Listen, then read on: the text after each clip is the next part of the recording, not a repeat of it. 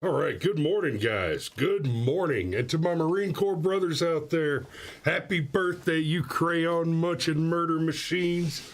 We love you. It is Firearms Friday. Let's do this.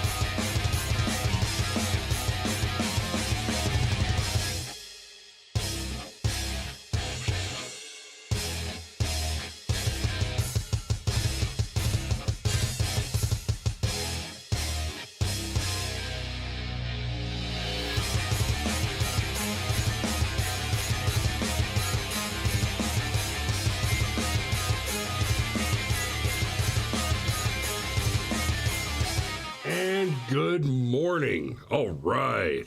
I see Mr. C has first blood this morning. He says hit that thumbs up, and I could not agree more.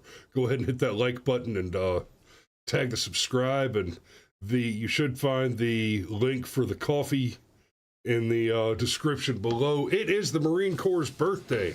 I see, I see Uncle Steve's there. Sergeant Major is watching on Rumble. I see little Cam, good morning, little buddy. And Tim Lowry says, top of the morning and the remainder of the day to you, sir. And there's my mother-in-law, Tricia. Tell James I said happy birthday. I'm sure we'll be giving him a call later today. At least I'm sure Fee will. And so tomorrow's Veterans Day. Today is the Marine Corps birthday. Happy birthday, boys. Keep doing what you do. And if you know a Marine, or if you know somebody who used to be a Marine, today's the day you'll hear about it. I have a piece of advice for those of you that get close to a veteran who likes to talk. Let him. In fact, go ahead and buy him a cup of coffee and have a conversation. And if you know more than one veteran, you better just cancel your plans for the day, because there is one thing that is true about veterans. You know, Marine, it doesn't matter what service they were in.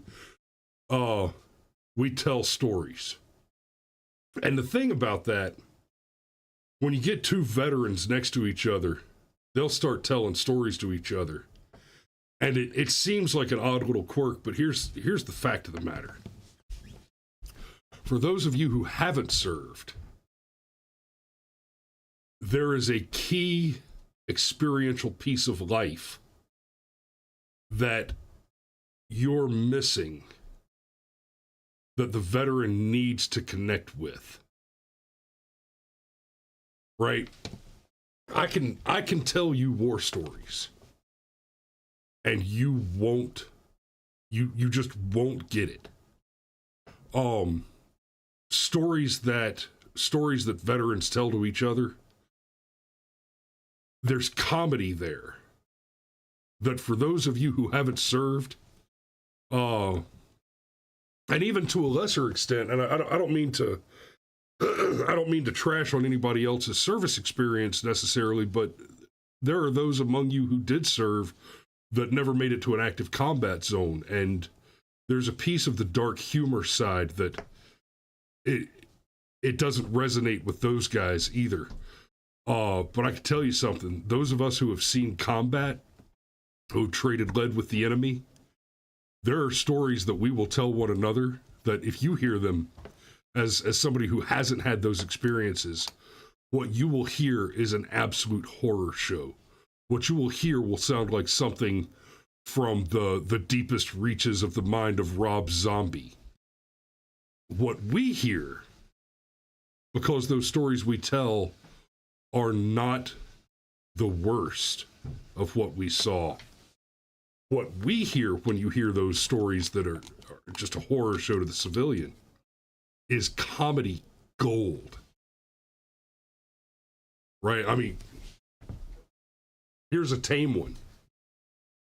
I provided targeting information to a kinetic unit to go and acquire and hopefully eliminate, but they went with the capture route. They went to take down a target based on my intelligence reporting, and we told them over and over again that they were about to strike the wrong house. This kinetic unit struck the house. The house was empty. The enemy was almost a block away, and we did end up wrapping up the enemy eventually, but they hit the wrong house, and I mean they were 10th Mountain guys. What do you expect? They hit the wrong house. They hit it with flashbangs. There were cows in an enclosure just outside of the house that they hit with flashbangs, where they found that there were no people inside the house. And we happened to have video surveillance on this location because we had troops in contact, or troops. They were never actually in contact. We were anticipating troops in contact at that point. So they throw the flashbangs, they get in, they clear the house, there's nobody in the house. Video surveillance on the scene the whole time, and there's these cows. As soon as the flashbangs went off, the cows kind of, they didn't like stampede, go run it off. They just did the, right? And then they started to piss. For 7 minutes and 33 seconds, these cows, I think there were 4 of them, just pissed, just flooded the yard. And I mean, for real, we had video surveillance on them. And the next day, we brought that unit in, and we had popped popcorn, and we just put that video up and let it run. And just, we passed out popcorn. We said, guys, you're going to love this. And we passed out the popcorn. We didn't tell them what we were going to watch. And then we put it up on the big projector screen in the Coist. And we made them watch those cows piss for 7.5 minutes. So those are some of that's one of the tamer of the kind of stories that I'm talking about, where, you know, you get a couple of veterans together, and buddy, especially if it's on one of the high holidays, like one of the birthdays or on Veterans Day, we're going to talk. Because in our day-to-day life, these are experiences that are formative and significant, that most of the people we know and love and spend our time around cannot relate to. They cannot really appreciate those kinds of stories.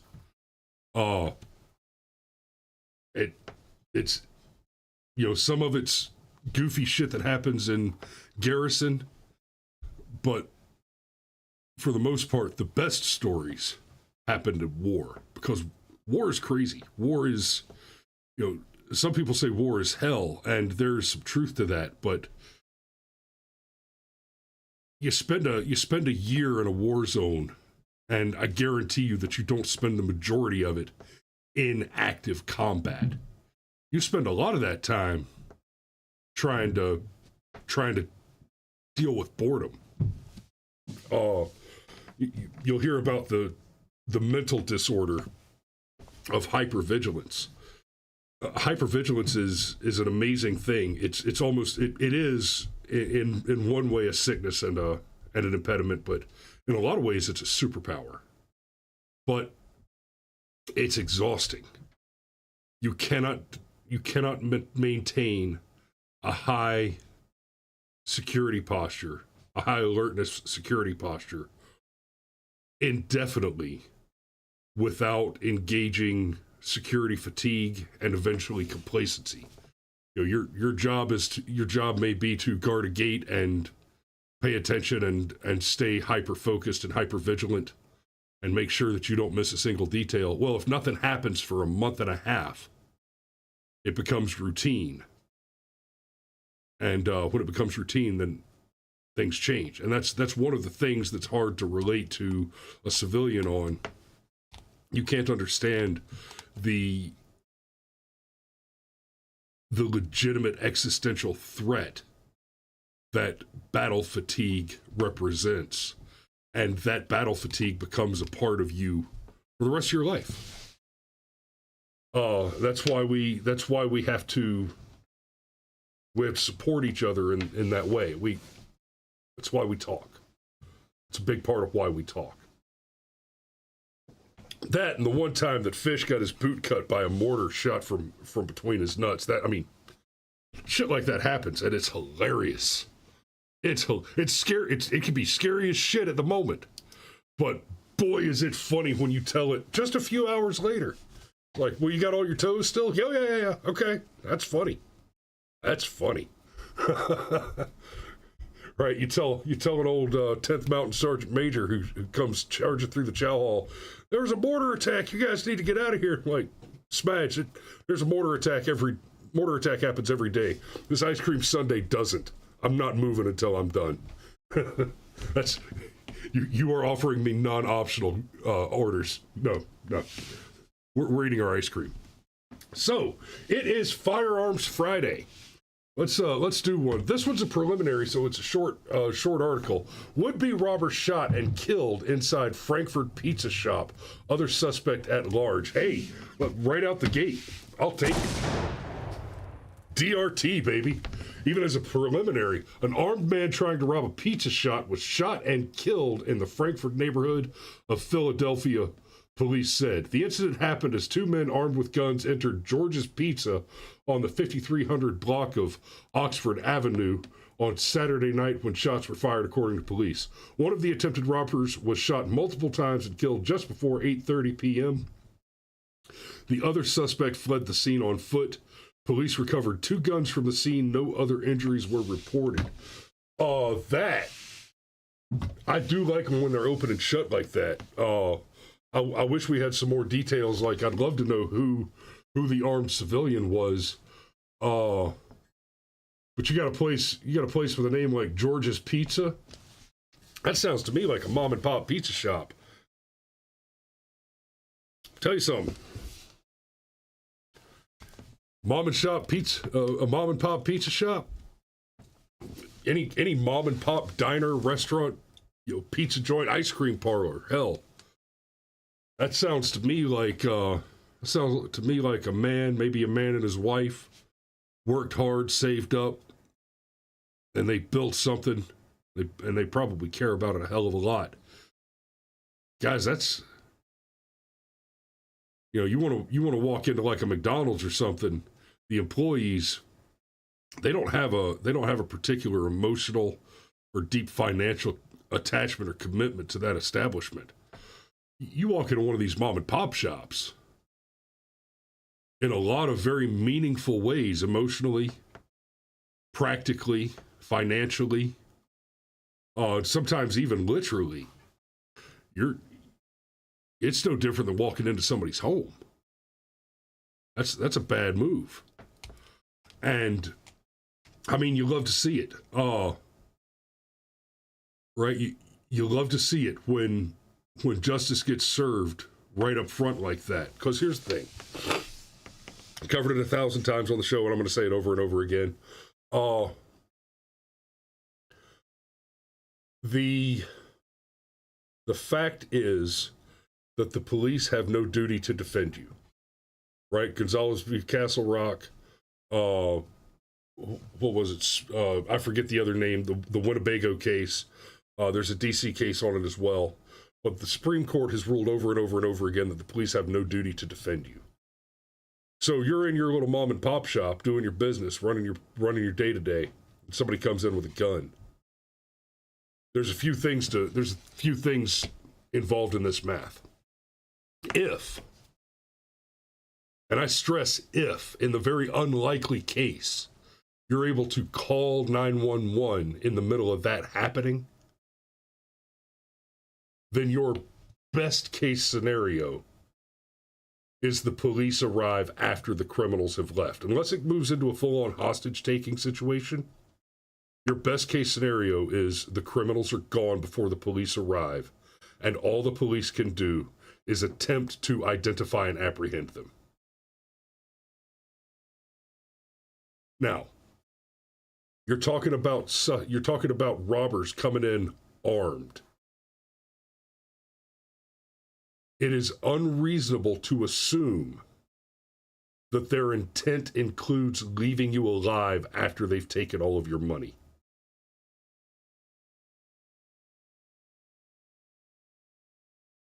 It may be that what they want to do is get in, smash and grab some cash, run away, and disappear.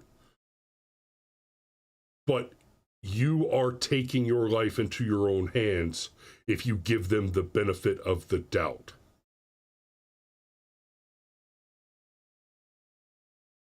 Right? They have already displayed to you that they have the intent to murder you. And of course, you'll get some Democrat out there that, some gun control nut wants to come around and say, is your money really worth more than a person's life? Yes. I don't understand the question. I don't understand how this is complicated to a person. Is my money worth more than his life? Well, clearly he believes it is. He believes that my money is worth risking his life for. That should be all the information you need right there. Is your money worth more than mine? Yes, it is. Because I worked my ass off to earn my money, and your life doesn't have any value to me. It doesn't have any value to me precisely because you have just indicated that you value your life below mine. And hey, what do you know? We agree on something. How's that working out for you, sweetheart?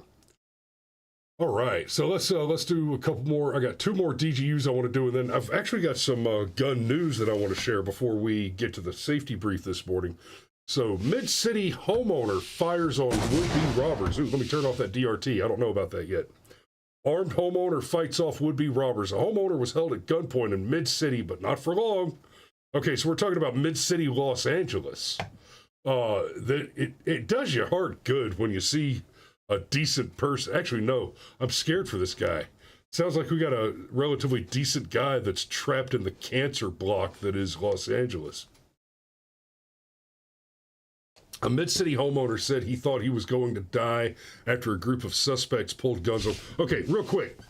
LA resident that is reasonable and armed to defend himself. Just pro tip, sweetheart. There are places that will accept you. There's Texas, there's Georgia, there's Florida. There are places where you might be in a much better shape, right? And I'm assuming that you're the kind of guy that owns a firearm,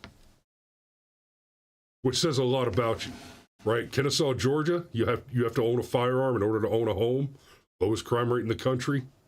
Those figures might be a little old, but I mean that Kennesaw is one of the great examples of this is what it means to have an armed society. If you're living in a Ritz cracker box under a bridge, sell it and come out here and buy a farm. You're wasting your life and your money. We bring your money to a better world.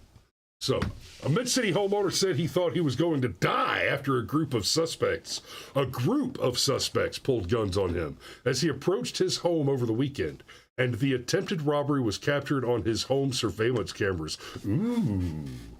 Oh. Okay, so we got a front door, we got a back door. Oh, they don't have the video. Let's see if they got the video here. That is not at all the thing we were looking for. Okay, so the terrifying incident happened around 7:30 p.m. on Saturday, November the 4th. The homeowner is seen on camera walking up to his house, drink in hand, taking his keys out of his pocket. Then a person dressed in all black clothing is seen rushing up to him from behind. The homeowner told Fox 11 that he was wearing earbuds at the time, which I never should have done, and I just felt someone running up behind me, put a gun at me. Apparently he had the the presence of mind to turn around and open up. The video shows it all happened within seconds. The homeowner threw his drink at the suspect, who ran off. The homeowner was seen on camera then pulling a gun out of his waistband and opening fire. He said he has a concealed carry permit, which, as I understand, is almost impossible to get in California because they're a hateful autocracy of leftism and tyranny. Another camera angle showed there were actually two alleged perpetrators. They jumped the home's front yard fence as the homeowner was walking from his car to his front door. The shots scared them both off. See, and okay, so this one was reported, and I'm going to go out on a limb and say that more often than not, if there are actually shots fired, then that incident gets reported. But here, he didn't kill either of them. They both got away. It sounds like they're both wearing masks, and so I suspect there's a low probability that there will be any justice, any acquisition, that these guys are probably going to get away with it. But maybe it'll keep them from doing it again. Right? Maybe it'll keep them from doing it again. But there's a great example of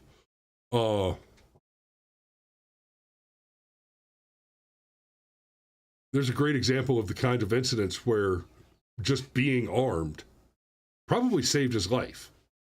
It at least saved him from being he was a victim of a crime there. It saved him from from suffering any more damage than he would have had to. Sergeant Major says, "You people from California, stay there and fix your house. Don't come here with your bad decisions." You know, I agree. I do agree with you there, old man. I think Jordan Peterson said it best: clean your room. Right, clean up your room before you go and try to change the world. You know, at least maybe shovel the shit up out of the street. It's a step in the right direction. So, let's do one more, and then I've got a little bit of news for you. Shootout erupts during North Side liquor store robbery. Wow, that looks like exactly the kind of place I want to spend my time. Whew. Chicago. A liquor store employee exchanged gunfire with two men who tried to rob him Wednesday night in West Rogers Park. Chicago police said no one was injured in the shootout, but the victim was seriously injured when one of the robbers hit him in the head with a bottle.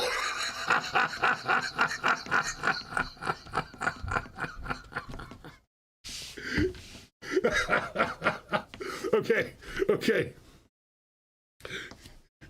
Do y'all remember, what was that? It was Antonio Banderas' Desperado? Oh, was that it? The movie where he's got the guitar case full of guns, right? They have a shootout in the bar, and at the end of the shoot, there's two guys back and forth, Antonio Banderas and another shooter, and they go back and forth and back and forth. They keep picking up guns and shooting at each other until the clip runs dry. They throw down the gun and pick up, and there's guns everywhere because at this point they've already killed 100 people, and there's just guns laying everywhere, but they're all almost out of ammo. And then at the very last second, they're just right up against each other. They've each got a gun pointed at the other one's face. They both pull the trigger and it clicks one last time. Both guns are empty. And Antonio grabs a beer bottle and smashes the guy in the head with it. Like, that's...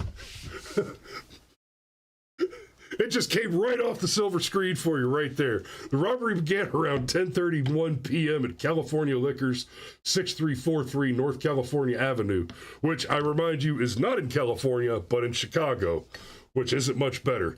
Police said two offenders demanded money from the register while pointing guns at the 44-year-old cashier. During a struggle with the employee, one of the robbers hit the victim in the head with a glass bottle he grabbed from the store. Okay, so that's a little different than the Antonio Banderas scene that I just described. Now, I'm going to come back up here real quick. I want y'all to take a look at this store. That does not look like a corporate store to me. That right there looks a hell of a lot like a mom and pop liquor shop, right? So everything I was saying earlier about the pizza place, it probably applies doubly to that because you gotta, there's some people make pizza, some people sell liquor, and you're dealing with, even if it's the same guy who just made, two different decisions in different worlds, you're talking about people who probably intellectually understand that they have two very different clientele bases, right? I mean, any one of us might wander into a liquor store and pick up a bottle here and there. The customers that they see every day are a little something else. And Sergeant Major points out owner lives upstairs. Yeah. Officers at the scene described suspects as two males wearing black clothing, each armed with a handgun. Monday night's incident is the second time in 2 weeks that shots have been fired during a liquor store robbery in West Rogers Park. It says in West Rogers Park, but it doesn't say that it's the same liquor store, so I wonder. Two armed men tried to rob Isha Liquors around 10:28 p.m., but the store's two employees refused to cooperate, according to CPD. I bet you it's the same people. Police said the robbers pistol whipped the workers, 65 and 49, and one offender fired a shot toward a beverage cooler. No one was struck by the bullet, but both victims were taken to Swedish hospital for cuts on the head. An officer who reviewed surveillance video said the robbers were black males between 14 and 19 years old, wearing black clothing. 7 liquor stores were robbed on October 14th from Logan Square to Jefferson Park to North Center. Some victims reported that the men were wearing yellow gloves.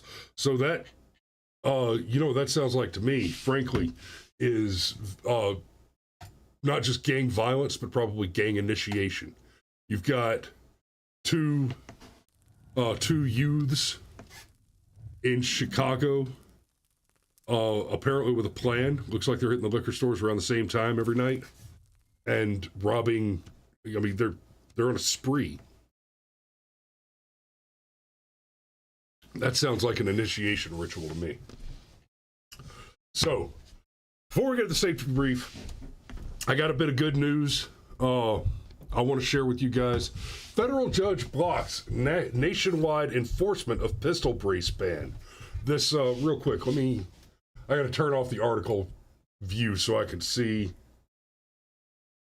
Well, here, we'll just go with the reload. This comes from the reload. A gun with a pistol brace at the gun range during SHOT Show. Now, you look at the pistol brace. You see what this is? This is what the big deal's about. So, the pistol brace straps to your forearm so that you can use the rifle one-handed. The guy that invented the pistol braces is a veteran, and he says that he invented the pistol brace, and I believe him, originally for one of his vet buddies who lost one of his arms in combat and can no longer operate a firearm, operate a rifle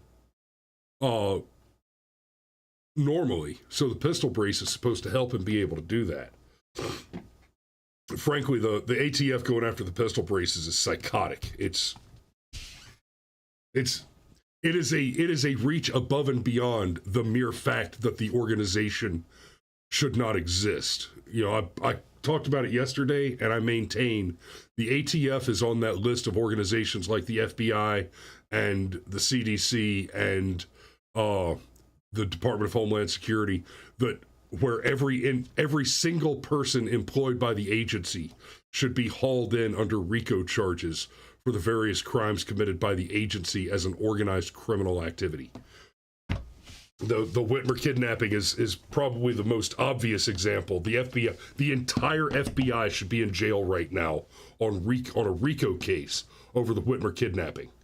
The ATF can't arrest anyone for owning a pistol brace-equipped gun. That's the outcome of a ruling handed down by United States District Court Judge Matthew Kaczmarek on Wednesday. Matt, I'm sorry, brother. Your Honor, that's a tough one. I'm pretty good at names. That's a tough one. Kaczmarek. That's a rough one. He granted a motion to stay enforcement of the agency's rule banning the possession of effectively all braced guns that weren't registered earlier this year. He found the ATF exceeded its power when crafting the rule. No shit. So, This is a quote directly from the ruling, and I take some issue with this. He says the court is certainly sympathetic to ATF's concerns over public safety. Stop it. The ATF is a criminal organization. They are an anti-American criminal organization whose sole purpose, the sole reason for their existence, is itself a violation of the Constitution. And the purpose for their existence is to, with force and violence, violate the Constitution. The existence of the ATF is unlawful. Every single ATF agent should be in jail on RICO right now.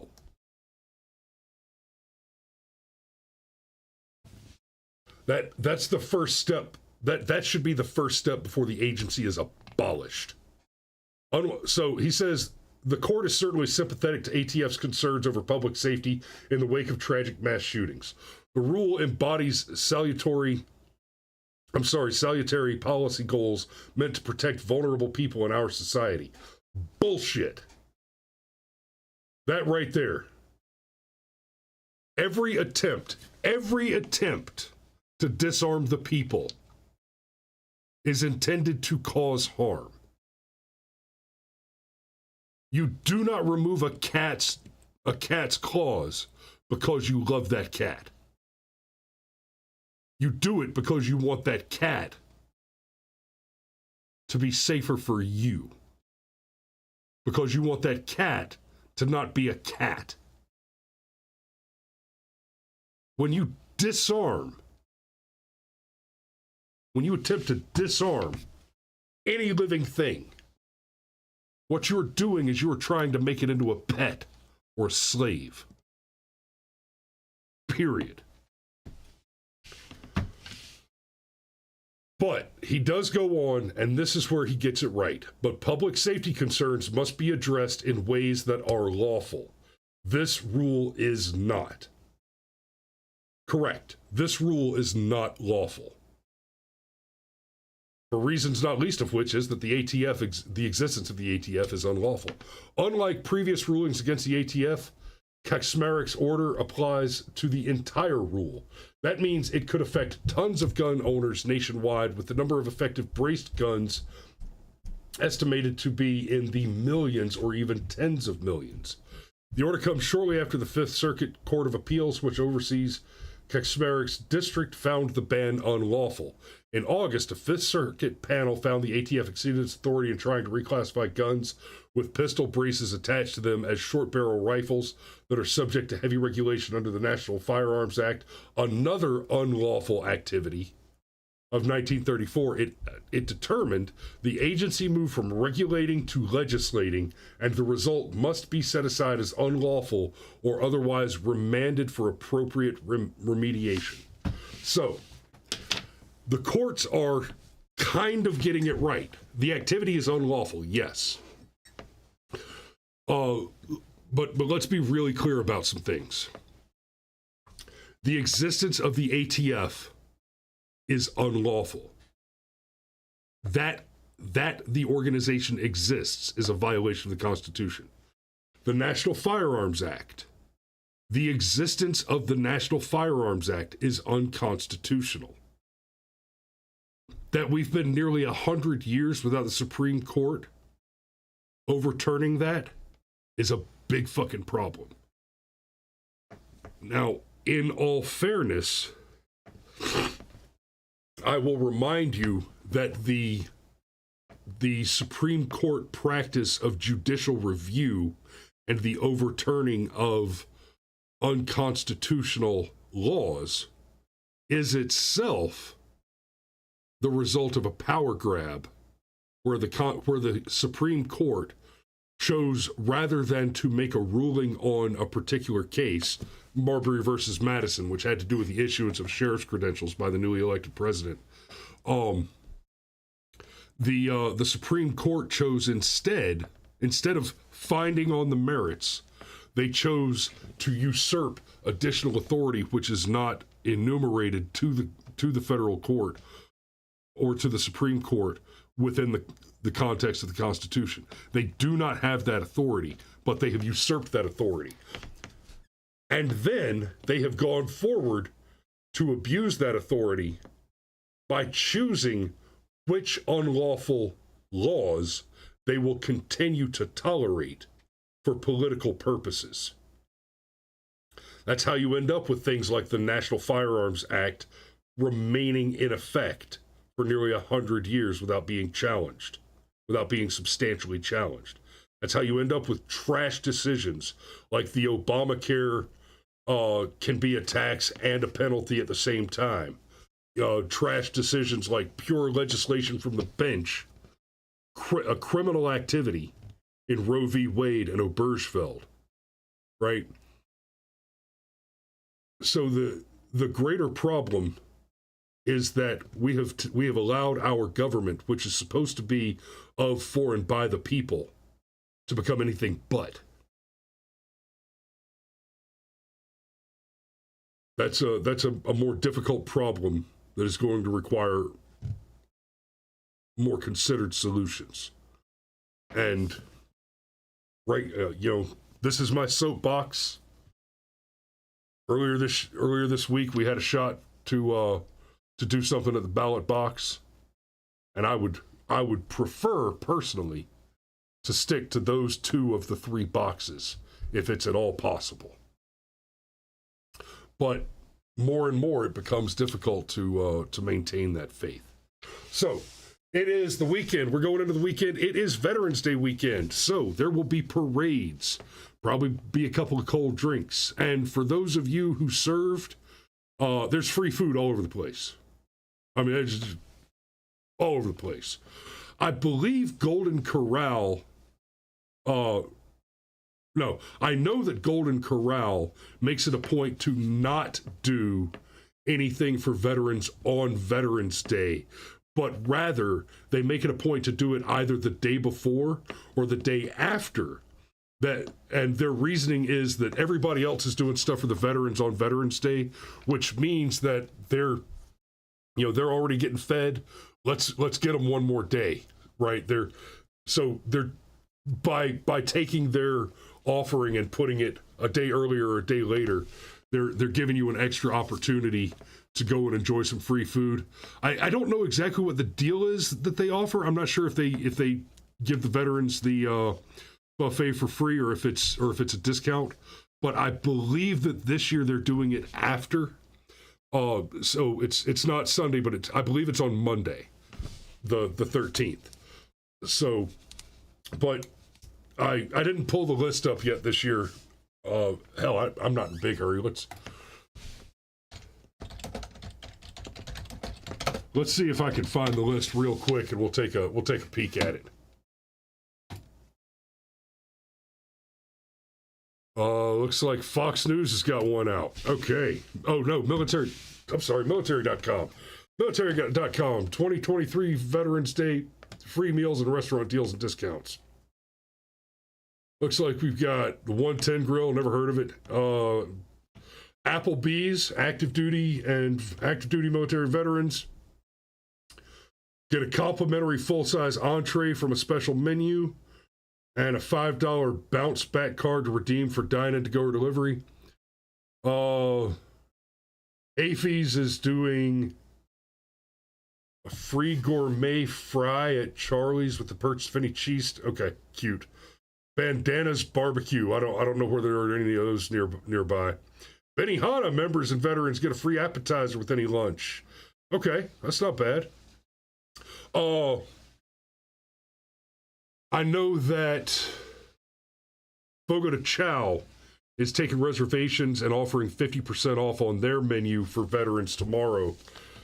And I think it's all weekend. I think it's today, tomorrow, Sunday. Bombshells Restaurant, never heard of them. Bonefish Grill. Complimentary order of Big Bang Shrimp. Oh, yeah. Big Bang Shrimp and Bonefish are pretty solid.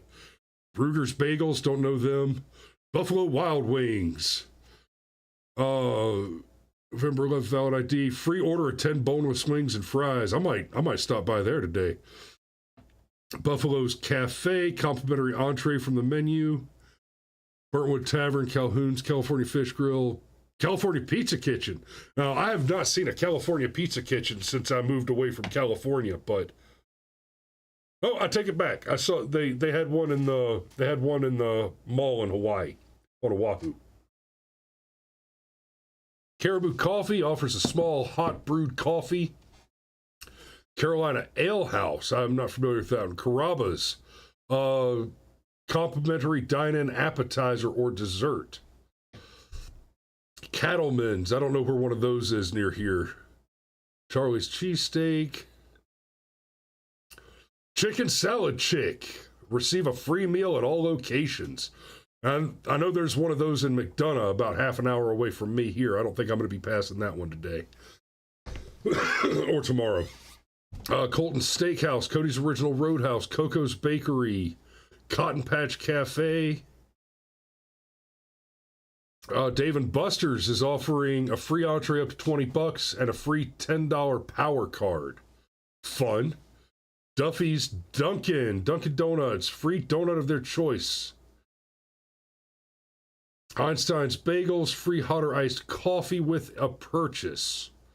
Emmett's Social Table, Eureka Farmer Boys, Fazoli's, free regular spaghetti with meat or marinara. Food City, Freddy's Frozen Custard, Freddy's Original Double with Cheese Combo Meal Card that can be redeemed through November 3rd. Oh, nice. So, hey, there's a good one right there. You know, swing by Freddy's and don't order anything. Just get the card and come back later. That's kind of like what I was talking about Golden Corral doing. Okay, there's Golden Corral. Golden Corral Military Appreciation Night on November 13th from 5 to close. A free thank you meal with dining in. So go eat at Golden Corral for free if you're a veteran on Monday. Guys, honestly, I love that Golden Corral does that. I never take them up on it because, quite simply, they're completely packed. I've probably passed a dozen different Golden Corrals because, you know, when I'm doing the real estate photography gig, I drive all over the damn place. So I've probably passed a dozen different Golden Corrals over the last several years in that 5 p.m. to close block after, you know, when they do their military appreciation night. And it's too packed. I'm not good with crowds like that. So I eat at Golden Corral often, right? I'll go in and just get a plate or two because it's like $10 for lunch, and it's hard to beat $10 for lunch. You don't have to go in there and treat it like a trough and feed yourself till you're broken. Go and have, you know, a plate or two. And they have green vegetables on the bar, which helps. Hooters active duty military and veterans get a free entree from Hooters Veterans Day menu with purchase of a beverage. Huddle House, free MVP meal. Huey Magoo's. If you haven't been to Huey Magoo's, I like Huey's. I like Huey Magoo's. They're pretty solid. So must show military ID, 5-piece meal. Ooh, a 5-piece meal and 2 beverages. Oh, you get a free 5-piece meal when you buy a 5-piece meal. Not terrible. Not terrible. So yeah, all you vets out there, you need to bring a date. Jeremiah's Italian Ice. Anyone with a military ID gets a free small menu item. Juice it up, I don't know. Kalacha Factory. Krispy Kreme's, get a free donut. Yeah, I'm sorry, I'm not going to be taking you up on that one. It's too far to the nearest Krispy Kreme for one donut. Okay, so as a rule, when I go to Krispy Kreme, I buy 2 dozen donuts to guarantee that one of them makes it to where I'm going. Right? That's it. That's how I'm guaranteed that 1 dozen donuts makes it to where I'm going. Logan's Roadhouse, Lucille's Smokehouse Barbecue, Max and Irma's. And for the couple of you that just joined, apparently, I'm reading them off. I'm not reading them all off, and I'm only stopping to read the ones that I know are near me, because I just don't know where enough of you guys are to get particular on you individually. Oh, Charlie's Veterans Active Duty Military Special Free Lunch Menu on the 10th and 11th from 11 to 4.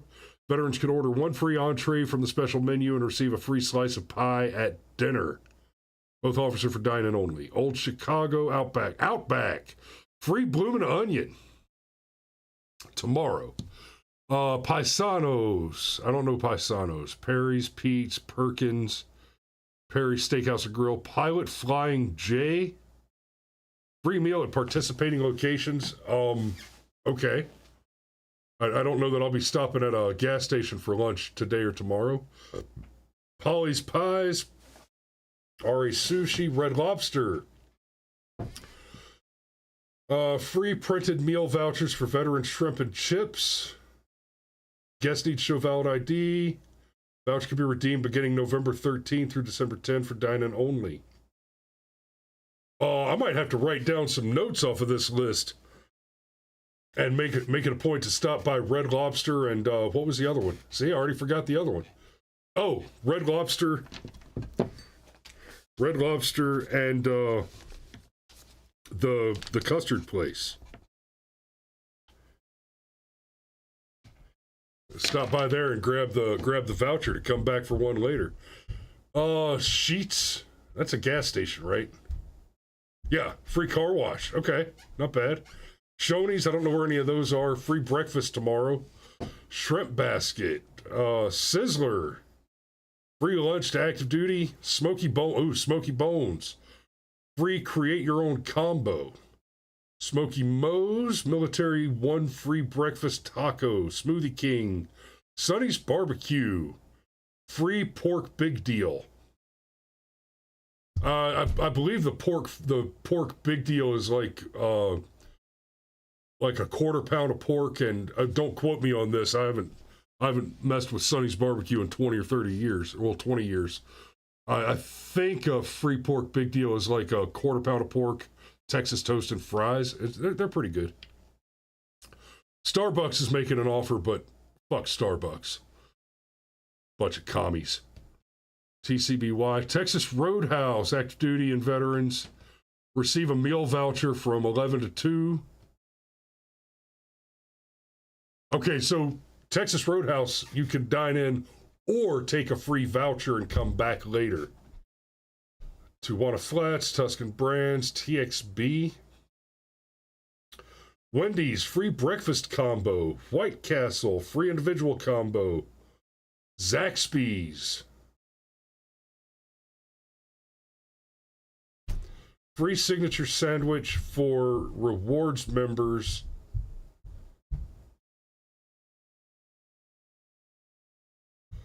Okay, that seems unnecessarily complicated.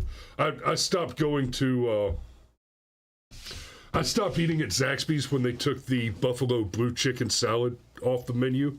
Like, I mean, that's what I was there for, guys. I have to go to Huey Magoo's for that now. Oh, and Huey Magoo's does better anyway.